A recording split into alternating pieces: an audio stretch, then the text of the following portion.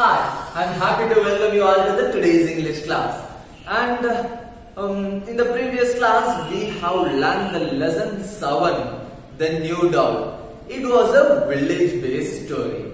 And now, in today's English class, we are going to discuss a new chapter. The next chapter, chapter 8, Flames in the Forest. And you know what? It is also a village-based story. And this one is a really an adventurous story and you will really like it. The author of the story is Ruskin. He was one of the best writers of the world. And you know what? He is an Indian author of British descent. He is an Indian author of British descent. And he also had won many awards and honors, including Sahitya Academy Award in 1992 for his writing, and Padma Shri in 1999 and Padma Bhushan in 2014. Yes, he was one of the best writers of all time. And this is one of his best writings. The title of the story, Flames in the Forest. Initially I have told you it is a village-based story. And in this story, we are going to see how the village boy reached his way to home amid forest fire. In this story, there was a forest fire and our main character, he went through the forest fire to reach his home. Why he had taken this dangerous journey? That's what we are going to see in this story. Let's see the characters of this story. We have three important characters in this story and they are Romi, the high school student, and he was the main character, and Prem, Romi's classmate, and Teju, a boy from a village nearby, from a neighboring village. He was a young boy and 2 years younger than Romi. Teju was 2 years younger than Romi. And Romi, in his village, he had no high school. In his village only had a primary school. But he was a high school student, so he had to pedal more than 7 miles for school. Now he was outside of his village. He was 7 miles out of the village and near to Prem's house. And it's time for him to leave for home. It's time for Romi to leave for home. Romi and Prem, they were talking, and Romi, he was mounting his bike and ready for the ride to his home. From a long distance, he was able to see smoke rising from it. They found it. It was a forest fire. It was the start of the forest fire, and it was on the right side of Romi's roadway. Prem said, "It looks like a forest fire. It's well to the east, nowhere near the road. You should not take the road now. You can better stay here at my house tonight and leave for your home tomorrow," Prem said to Romi. But Romi refused it because Romi had some tablets. Romi had some pills. "The doctor has given me some pills for my dad." Romi's father was ill. So Romi had to go to home to give the pills to his father. But Romi's village lay about a distance of 7 miles on the other side of the forest. He has to go through the forest. That is the only choice he has. So it's all set. Romi is going to go through the forest. He said, "It only take me 40 minutes to rise through the forest. So I will go through it and get out of it before the forest fire gets bigger." Romi said to Prem, "You better be hurry, Romi. Bye." He waved goodbye to Romi. And Romi mounted on his bicycle and started pedaling towards the forest. He was now riding through the forest. On the right of him, it was fire. It was very far away from him. And on the left side there was no fire, because you know it very well, a fire, it cannot cross the right side to left side because in the middle it has road. Romi was riding his bicycle through the forest. Ahead of him, the forest fire, the smoke rised above the ground and the sky glowed red.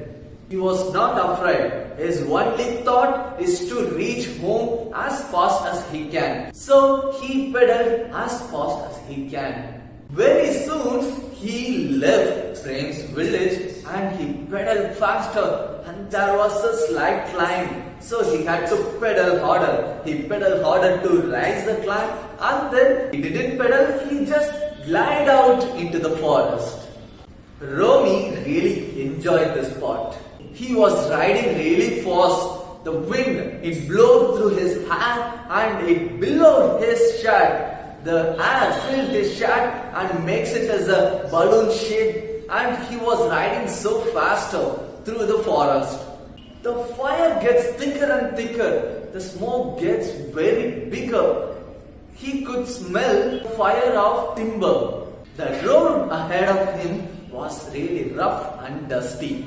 The tall trees grew either side of the road that had hid him from the daylight. But the burning, the forest fire, it had given some light for him to ride along.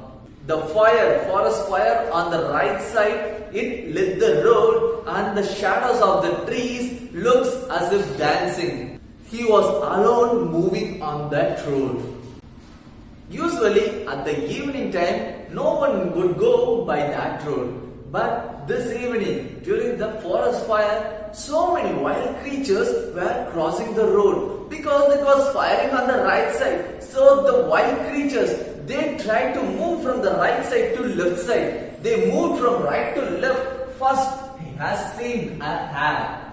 One hair, it moved across him and started many more groups of hairs. It started moving. And then a band of monkeys, a group of monkeys crossed him.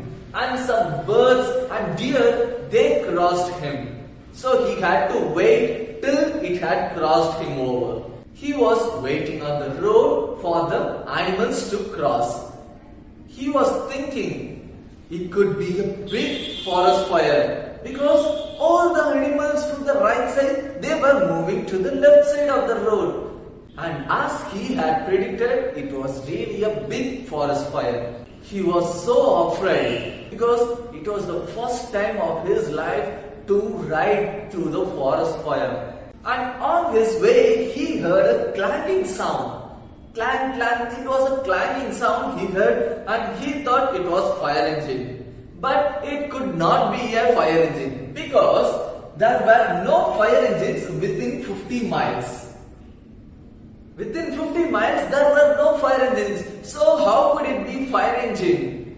But he was hearing clanging sound. He was looking everywhere to check what was that clanging sound. It wasn't a fire engine, it was a boy. A boy who was running along the road with 2 milk cans on his hands. The 2 milk cans, they gave that clanging sound.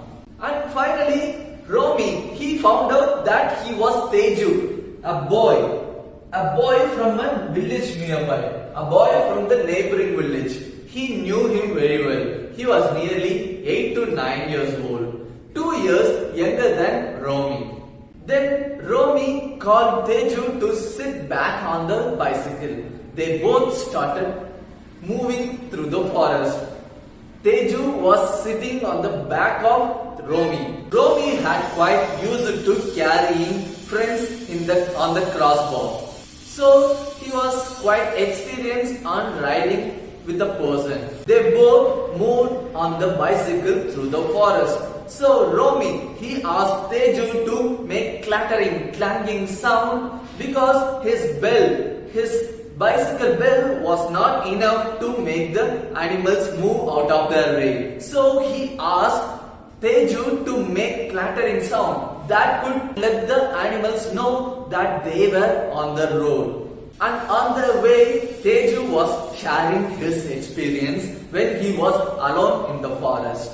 He said to Romi, I don't know whether we have lots of animals in the forest. I thought there were less animals. But now in this forest fire, I have seen a lot of animals. You know what? I have also seen a python crossing the road. And I was running along the road. And after seeing that python, I just jumped across the python and started running along the road. Now Romi was really tired. He has pedaled a lot. He has pedaled harder. Now he was pedaling his bicycle along with Teju. So it felt very hard for him to pedal.